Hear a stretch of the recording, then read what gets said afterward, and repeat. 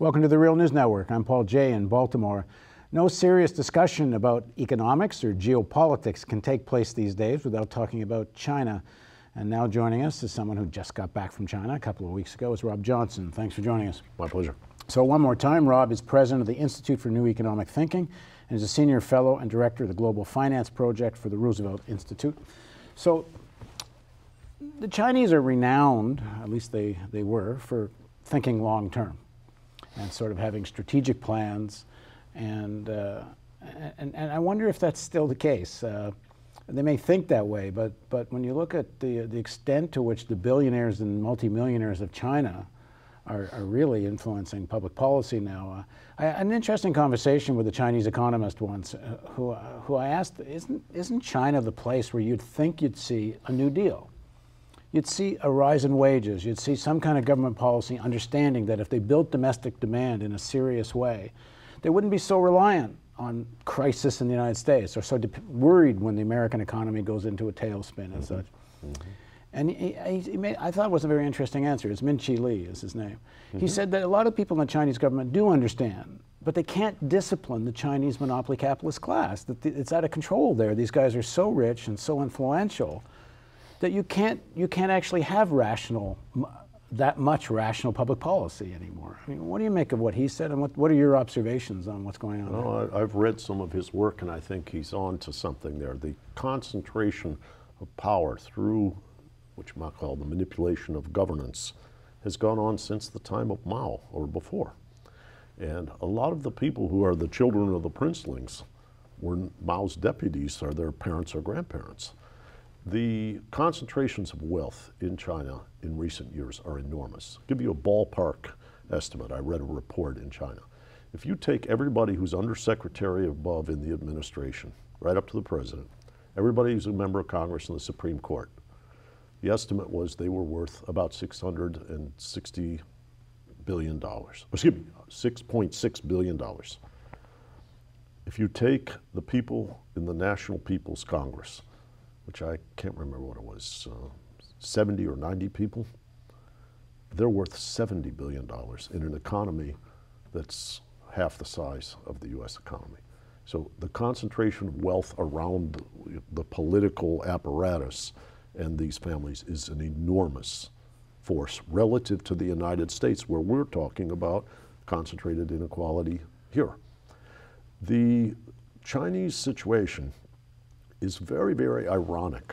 Wang Hui, famous political economist, scholar, and humanist at Tsinghua University. Wang Hui has been making speeches around the world called the crisis of representation.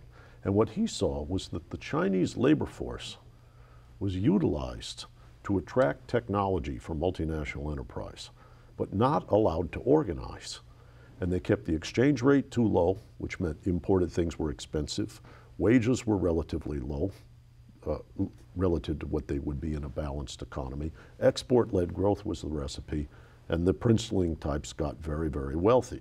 What that did, ironically, was what you might call aftermath of the Communist Party in China weakened labor all around the world.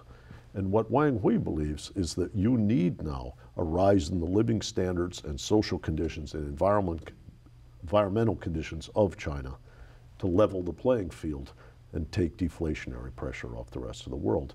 And yet these Princelings, who are real estate speculators and playing financial games and making deals as what you might call board members, or what they call the comprador bourgeoisie in the old Marxist term, they usher around the multinational corporation, they make a lot of money. That structure, that nexus has been growing like wildfire for 30 years.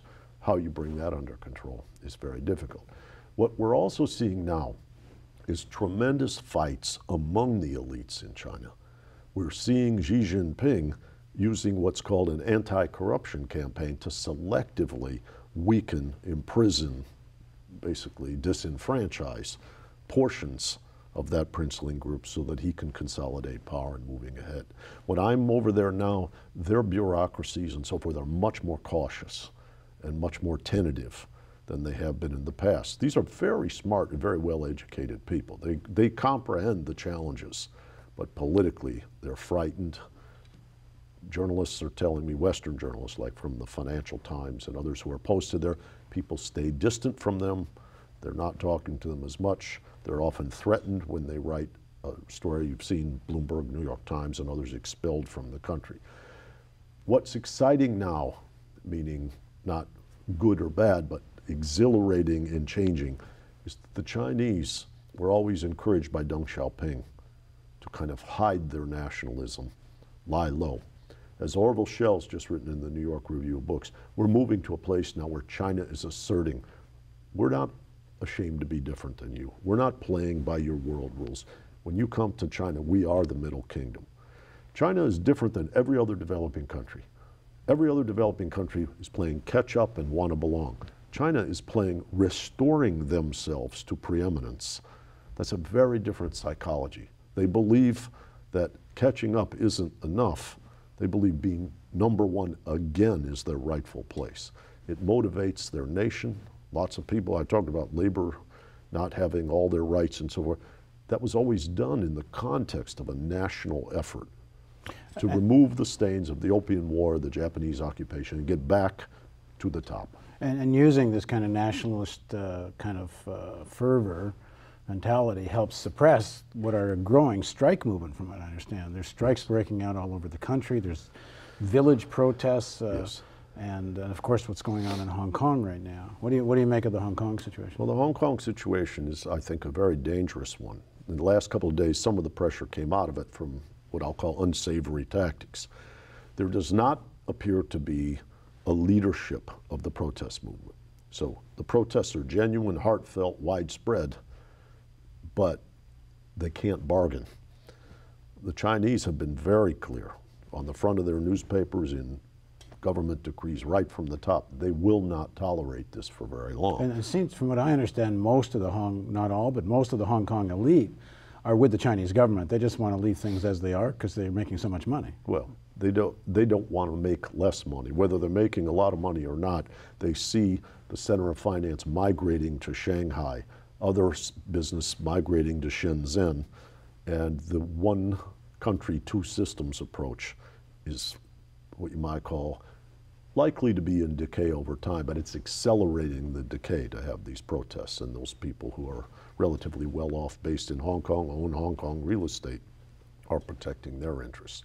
What we've just seen in this void of control with potential authority is it looks as though what you might call organized crime gangs, they call them the triads, have been deployed to go out and physically abuse the protesters in the name of restoring order. And while that's ugly, absolutely, it seems to be an intermediate ground where the triads have been employed to try to extinguish the protests so that the People's Liberation Army doesn't have to come in and do the job with great force and great violence. Do you, in terms of American policy towards China, it would seem in many of these situations in Eastern Europe and other places, often American policy is to kind of fuel a democracy movement to try to open the door so that American capital can come in and have a stronger position. Yes.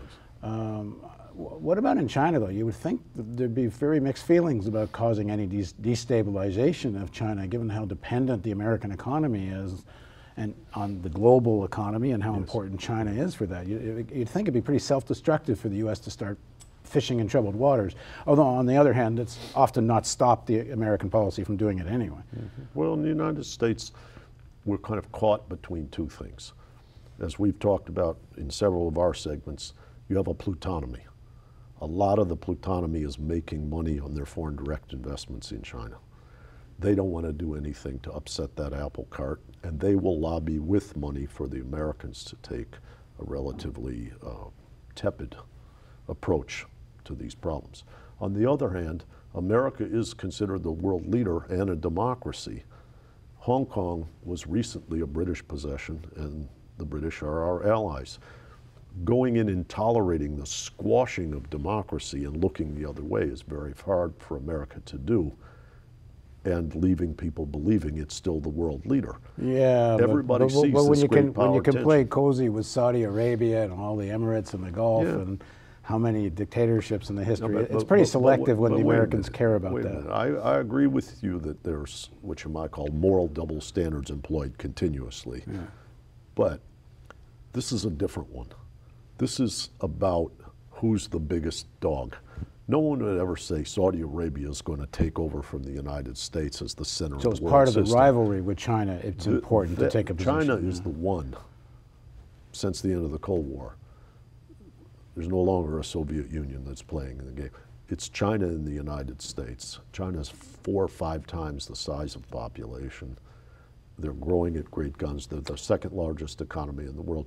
That anxiety, which is not entirely what you might call itemized calculation, but the idea is there a changing of guard at the leadership. I mean, people like Henry Kissinger and Brzezinski and stuff talk about this stuff all the time. The question is, who do people turn to?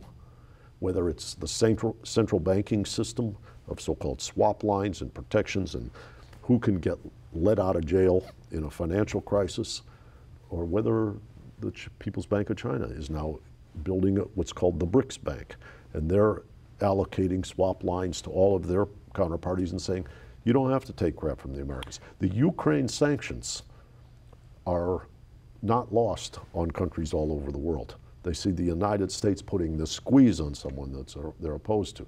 The Chinese are forming what can be the other pole, the other way out of the squeeze if you make friends with them.